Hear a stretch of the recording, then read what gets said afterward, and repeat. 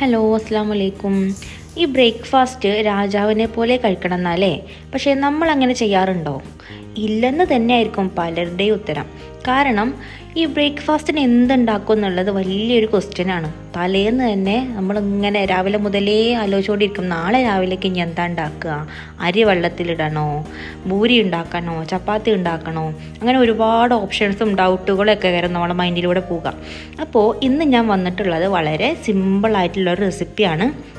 ഇത് ബാച്ചിലേഴ്സിനും അതുപോലെ തന്നെ വർക്കിംഗ് വുമൺസിനും ഇനി കുട്ടികളുടെ സ്നാക്ക് ബോക്സിലും ഒക്കെ കൊടുത്തുവിടാൻ പറ്റുന്നൊരു സിമ്പിൾ റെസിപ്പിയാണ്. അപ്പോൾ നമുക്ക് വീഡിയോയിലോട്ട് പോയാലോ?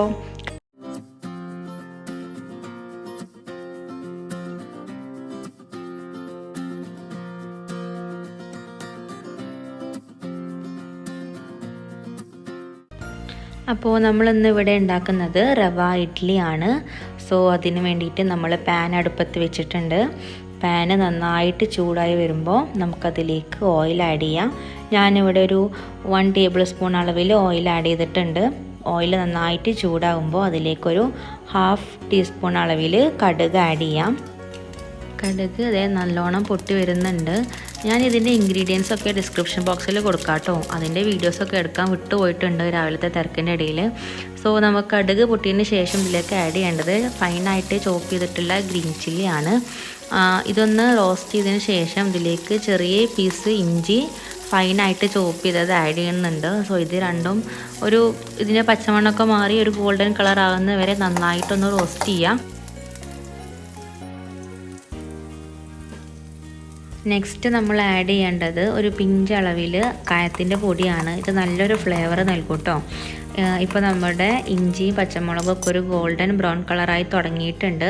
സോ നെക്സ്റ്റ് നമുക്ക് ഇതിലേക്ക് വേണ്ടത് ഒരു 1 കപ്പ് അളവിൽ റവയാണ്. നോർമൽ റവയാട്ടോ എടുത്തിട്ടുള്ളത്, റോസ്റ്റ് ചെയ്തതല്ല. സോ അത് ആഡ് ചെയ്ത് നന്നായിട്ടൊന്ന് റോസ്റ്റ് ചെയ്യുക. കട്ടകളൊന്നും ഇല്ലാതെ നല്ല രീതിയിലൊന്ന് റോസ്റ്റ് ചെയ്തെടുക്കുക.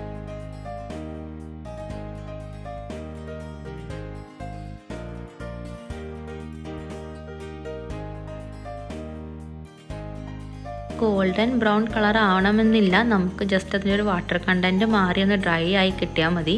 സോ നമ്മളുടെ റവ ഏകദേശം ഡ്രൈ ആയി വന്നിട്ടുണ്ട്.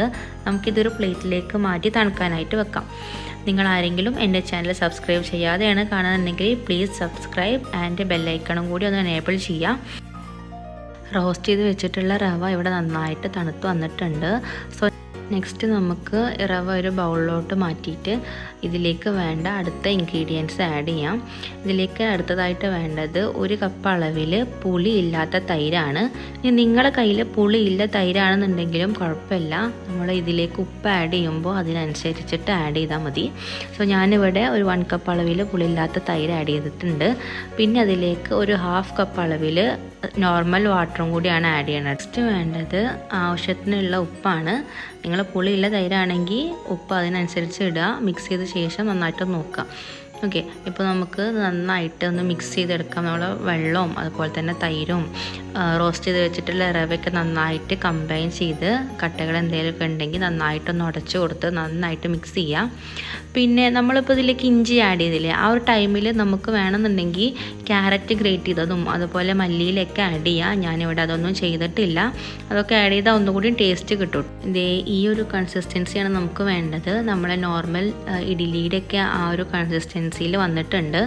സോ ഇനി ഇത് നന്നായിട്ടൊന്ന് മിക്സ് ചെയ്തതിന് ശേഷം ഒരു 15 to 20 മിനിറ്റ്സ് ഒന്ന് റെസ്റ്റ് ചെയ്യാൻ വെക്കാം. ഇതെല്ലാം ഒന്ന് കമ്പൈൻ ചെയ്ത് ആ റവയൊക്കെ ഒന്ന് സോഫ്റ്റായി വന്നോട്ടെ.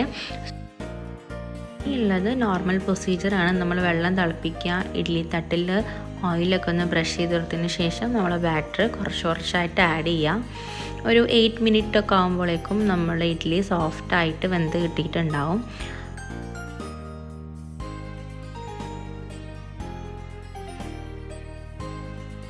നമ്മളുടെ സിമ്പിൾ ആൻഡ് ടേസ്റ്റി ആയിട്ടുള്ള റവ ഇഡ്ഡലി ഇവിടെ റെഡി ആയിട്ടുണ്ട്. ഡയറ്റ് ചെയ്യുന്നവർക്കൊക്കെ ഇതൊരു ബെസ്റ്റ് ബ്രേക്ക്ഫാസ്റ്റ് ഓപ്ഷൻ ആട്ടോ.